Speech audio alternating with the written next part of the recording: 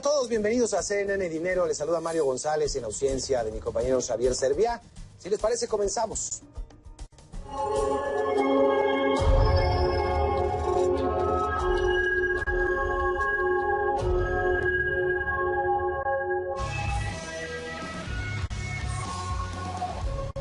El Centro de Divulgación del Conocimiento Económico realiza un foro sobre cómo salir de la crisis económica en Venezuela. ¿Pero es posible lograrlo en medio de un impasse político? Venezuela enfrenta una crisis, una de las crisis económicas más profundas, más extensas de que se tenga memoria, no solamente en ese país, sino en todos los países de la región. Son ya 4 años prácticamente con un déficit fiscal que se va heredando año tras año y que parecería que se va a encaminar a un 5.º año fiscal con déficit. Esto ha llevado a una pronunciada pérdida de la capacidad adquisitiva de la población, muy altos índices de inflación, como no se veía en toda la región, alcanzando cifras de 3 dígitos la inflación en Venezuela, y esto continúa. Por supuesto, las cuentas gubernamentales están sufriendo también, de la misma manera en que el precio del crudo ha caído y no ha logrado sostenerse o irse arriba como se esperaba a lo largo del tiempo, a pesar de los recortes en la producción de los países miembros y no miembros de la OPEP. Sin embargo, pues no hay de dónde sacar ya para los gastos gubernamentales, para las compras masivas de medicamentos, para llenar las despensas, y todo eso también ha golpeado, por supuesto, a pues el sector productivo. Los empresarios no tienen tampoco cómo echar mano de la mano de obra, no tienen tampoco más margen de maniobra para comprar insumos. Todo está al borde del colapso, aparentemente. Como le digo, los sectores productivos están prácticamente ahorcados. ¿Cómo salir de esta espiral en medio de un conflicto político como el que enfrenta en este momento Venezuela? De hecho, ¿hay una salida a estas alturas del partido o todo tiene que pasar primero por una solución en la crisis política y después ya hablemos de lo económico? ¿O es un círculo vicioso que hay que romper de la misma manera? En un momento vamos a hablar de este tema. Mientras tanto, vamos a ampliar un poco más este tema con un analista invitado, pero mientras tanto le comento que Colombia, ahí se están refugiando dirigentes políticos de Venezuela de la oposición, magistrados del Tribunal Supremo de Justicia nombrados por la Asamblea Nacional, alcaldes y concejales, dirigentes de movimientos estudiantiles y hasta exmilitantes del oficialismo, del chavismo, que han renunciado al madurismo. Fernando Ramos habló con varios de ellos en Cúcuta, frontera con Venezuela, y le contaron que en muchos casos deben dormir hasta en parques públicos, viviendo de la caridad, o como vendedores ambulantes para poder conseguir con qué comer. Gente preparada, gente con carrera universitaria en muchas ocasiones. Esta es la otra cara de la crisis política, económica y social que se registra al otro lado de la frontera. El pasado 30 de julio, Omar Lares, alcalde del municipio de Campo Elías, estado Mérida, llegó huyendo a Cúcuta, Colombia, frontera con Venezuela. Ese día decidió que no tenía garantías de seguridad para ejercer su cargo siendo dirigente de oposición. Eran más de 200 hombres armados con la intención de capturarme. Pues eso hizo temer por mi vida, porque hasta ese momento no existía para mí ni una orden de captura ni una orden de allanamiento en mi morada, en mi vivienda.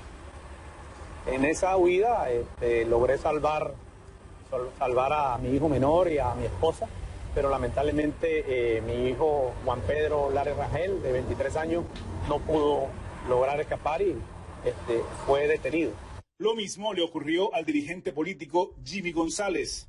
Yo soy dirigente político en un nuevo tiempo, hace 18 años pertenezco allá, he sido dirigente político, estudiante universitario, luché contra el gobierno de Chávez, cuando fui dirigente de oposición en una institución allá donde yo estudiaba, me intentaron matar, me dispararon, me llamaron, intentaron te vamos a matar, tuve que hablar con las mismas personas de ellos, decirle por qué, tuve que estar escondido durante mucho tiempo, ha sido duro. A Cúcuta, como lo hacen a diario miles de venezolanos, también están llegando jóvenes que pertenecen al movimiento estudiantil de oposición Resistencia Altamira. Ellos se declaran perseguidos políticos. La persecución en Venezuela ha sido ha arreciado mucho estos últimos días. Muchos tenemos órdenes de captura, ya que yo me encontraba en libertad condicional en mi país por parte de un tribunal de ejecución. Vengo de pagar una condena de 1 año, 13 meses exactamente. y la persecución últimamente ha estado desmedida, la represión ha sido desproporcionada. Hemos llegado al punto de ver hermanos que han estado en plena protesta y caen muertos. No me siento cobarde porque huí, pues, pero sí me siento libre y sí me siento por lo menos un pelo más tranquilo, saber de que estoy en otro lado y que mi mamá está... Hoy en día está más tranquila porque sabe que no me van a matar en la calle, de que no voy a amanecer preso, de que no le van a dar una mala noticia, ¿sabes? A varios de los funcionarios públicos y perseguidos políticos venezolanos que llegan a Cúcuta les toca dormir a la intemperie en parques como este. Otros se ganan la vida como vendedores ambulantes para poder conseguir algo para comer. Como en el caso del exdirigente político oficialista Norenkin Mejía. Estar aquí es una verdadera vergüenza, donde yo manejaba, como te lo expliqué anteriormente, teléfono corporativo, carros asignados por el gobierno, hermano. Casi todos mis compañeros de estudio en Cuba son gobernadores y son ministros. Y yo estoy durmiendo aquí en una plaza. Eso es una tristeza, simplemente porque vi que las cuestiones estaban mal. Y por dar mi voz de protesta en ese momento, me allanaron la casa de la PTJ.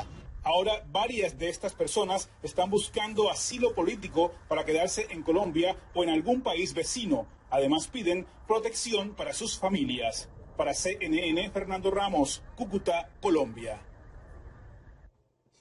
Bueno, también otros países, como el caso de México, se han convertido en países receptores de muchos inmigrantes venezolanos. Cerca de 40,000 han entrado en los últimos meses aquí a nuestro país.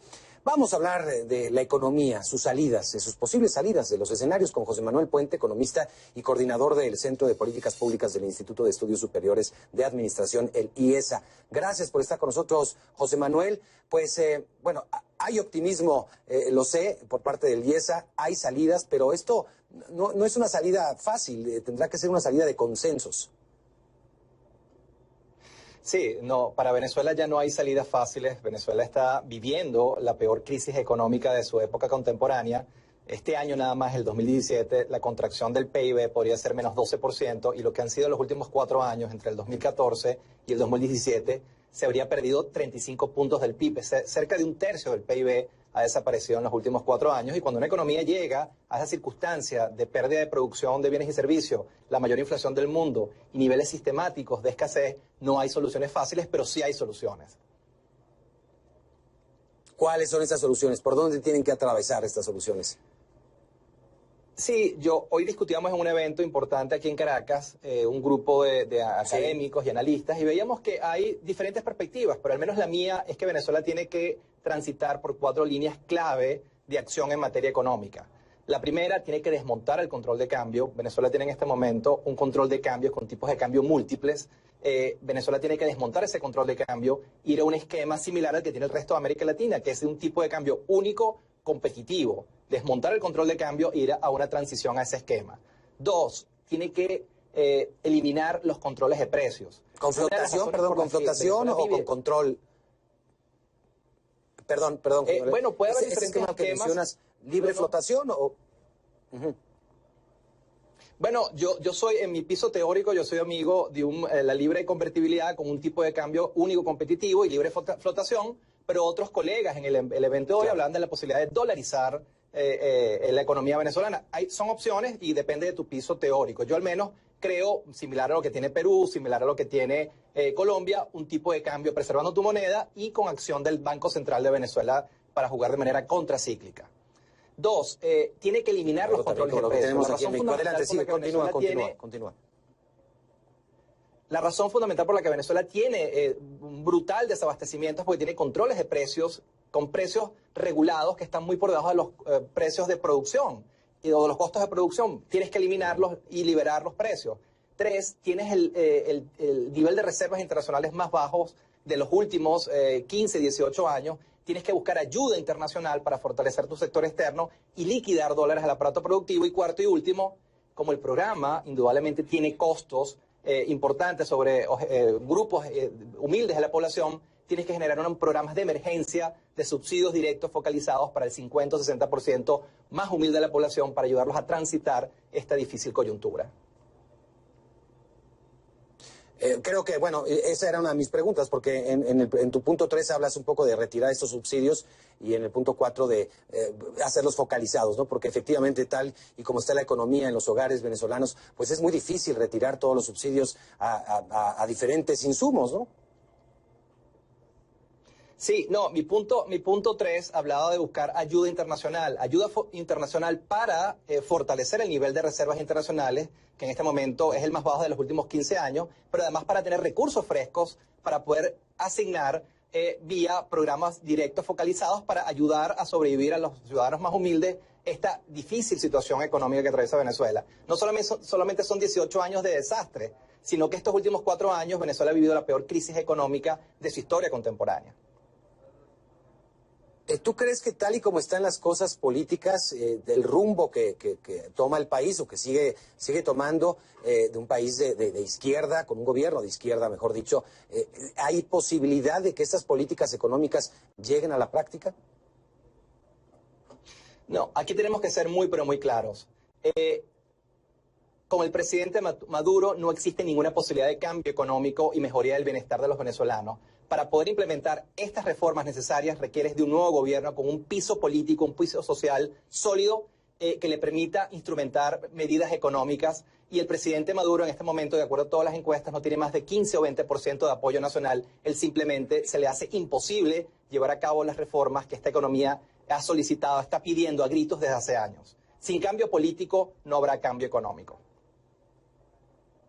¿Puede estar peor la situación, José Manuel? Lamentablemente, las crisis económicas no tienen techo ni piso. Las cosas siempre pueden estar peor. Y de hecho, la proyección de inflación que hace Fondo Monetario para el próximo año de Venezuela es aún peor que esta. Este año proyecta 1.133%. Quiero recordar a las personas que nos ven que el promedio de inflación de América Latina son 5 o 6% y Venezuela tiene una inflación del 1.000 o 1.100%. Y para el próximo año se proyecta en cerca de 2.000%. Es decir, las crisis no tienen techo ni piso y los países siempre pueden estar peor si no hacen lo que tienen que hacer en términos de materia económica. Sí, a veces son medidas dolorosas. José Manuel, te agradezco mucho. José Manuel Puente, economista, coordinador del Centro de Políticas Públicas del Instituto de Estudios Superiores de Administración, el IESA, allá en Venezuela. Gracias, José Manuel, y hasta pronto. Cuando regresemos a CNN Dinero, a 8 meses del exhaustivo acuerdo para recortar la producción y lograr un aumento en el precio del petróleo, los integrantes de la OPEP y los no integrantes no pueden lograr una significativa reducción. ¿Por qué? Lo vamos a analizar con René Ortiz, exsecretario general de la OPEP, exministro de Energía y Minas del Ecuador, al volver aquí a CNN Dinero.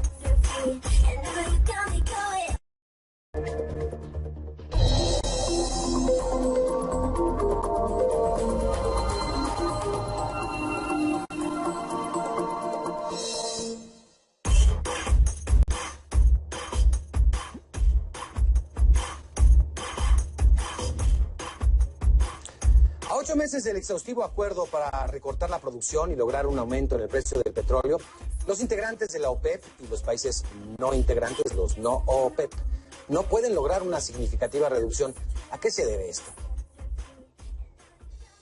La Organización de Países Exportadores de Petróleos, la OPEP y los países productores que están fuera de este organismo no han logrado cumplir al 100% el compromiso de reducir la producción, como se acordó a finales del año pasado, con el objetivo más fundamental de estabilizar los precios, que suban. ¿A qué se debe esto? Principalmente a los compromisos fiscales de algunos países productores que, si bien han reducido su producción, no al nivel en que se habían comprometido. Pero el problema parece más estructural en algunos países de nuestra región. Vamos con René Ortiz, él es exsecretario general de la OPEP, exministro de Energía y Minas del Ecuador, desde Quito. Gracias por estar con nosotros, René, un gusto.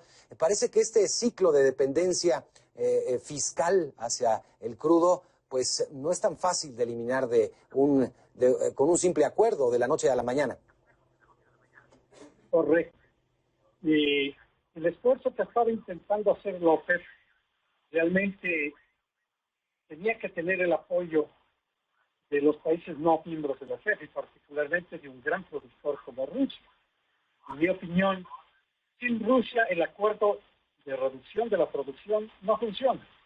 Y está probado que no funciona como lo esperaban este grupo unidos los dos, los OPEP y los no OPEP.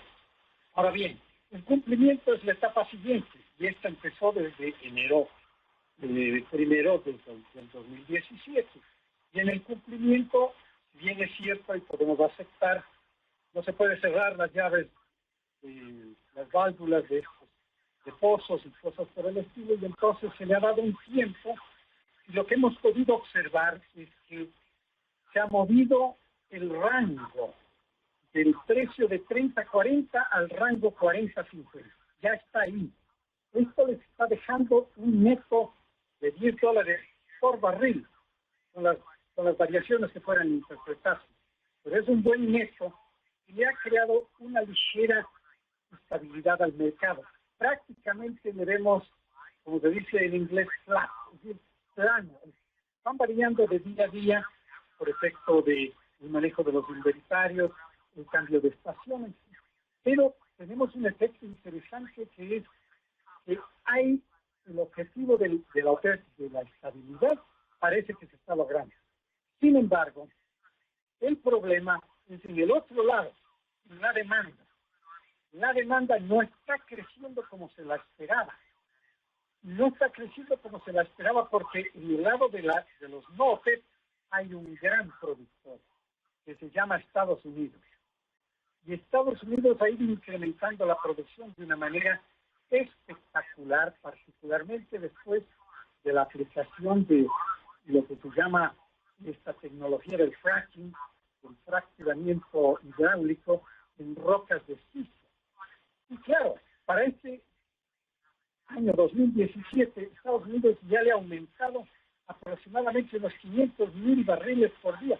Es decir, lo que la OPEP estaba reduciendo en producción, que es el número de 1.800.000 entre los dos, OPEP y no OPEP, esto ha sido un poco,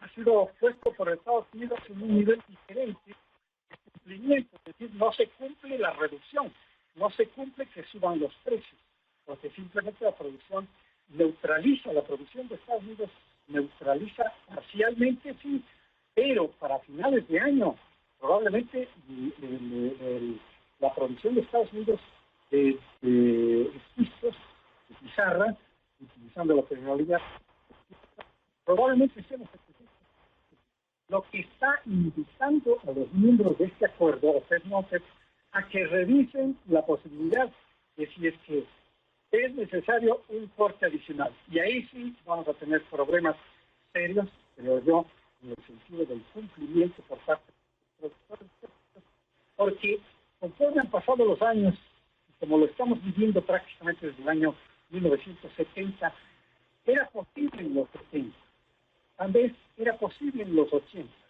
pero hoy día las economías de estos países están tan dependientes de los ingresos generados por las exportaciones de petróleo, que se me hace imposible. Por supuesto. Porque fiscalmente empiezan a tener problemas internos dentro de cada uno de los países.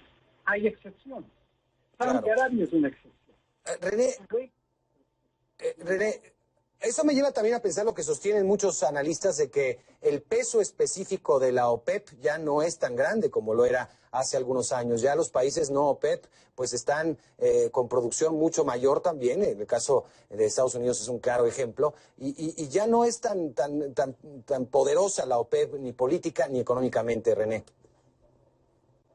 En efecto, ese es también un gran cambio cuando comparamos la OPEP de los tiempos actuales con la OPEP de los años 80 o la OPEP de los años 70. 70 casi de la OPEP sumaba un 50% de toda la producción mundial. Hoy día, a duras penas, puede estar alcanzando un tercio de la producción mundial, es decir, si es que consideramos el último dato de 96 millones de barriles por día que produce el mundo, la OPEP está produciendo alrededor de 31 millones de barriles, es decir, un tercio de lo que produce el mundo, lo que quiere decir que su peso específico ha disminuido significativamente. Y por eso se justificaba el buscar una especie de auxilio en los países productores de petróleo, no miembros de la OPEP. René, le agradezco mucho por sus opiniones siempre interesantes. René Ortiz, exsecretario general de la OPEP, exministro de Energía y Minas del Ecuador, desde